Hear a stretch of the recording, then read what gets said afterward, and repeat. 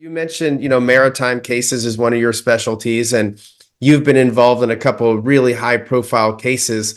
You want to talk about, those cases, or maybe one of the two, and how Yeah. those came to be, and your experience with it?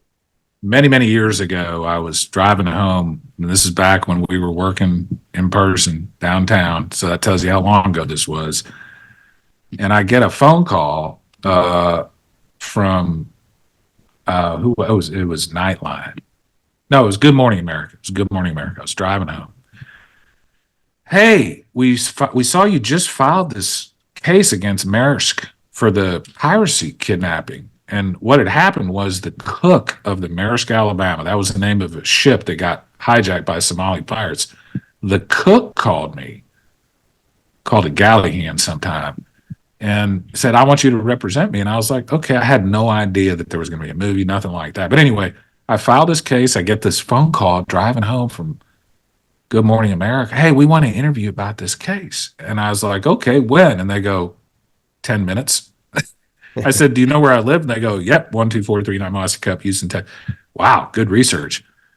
You're going to be at my house in 10 minutes. Yeah, we'll be there. So I hung up, called my wife. Hey, honey, Good Morning America is going to be at our house in 10 minutes. So, she's putting candles up and cleaning the living room. Anyway, they come and interview me. And what ends up happening is basically most of the crew hires me. And the reason they hire me is because, and for people that aren't familiar with this story, many years ago, there used to be a huge problem with piracy off the coast of East Africa, and mainly Somali fishermen were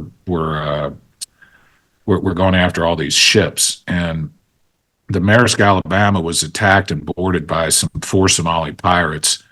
And then the Navy SEALs came in after Obama ordered them to take care of the situation, and they took care of the situation.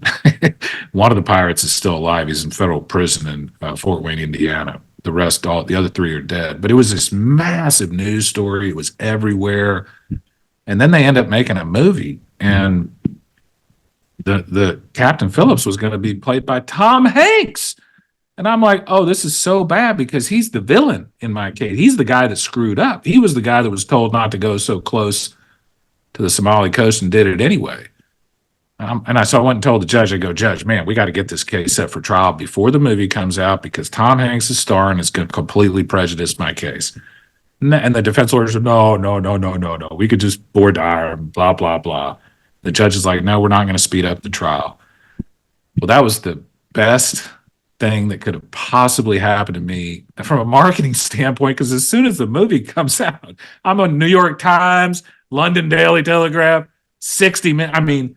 And to this day, believe it or not, more than 10 years later, the stuff we have on our website about that case is not only still the most viewed content on my website, but it's not even close. I still get literally thousands of visitors every week wanting to read about this case. So super duper cool case.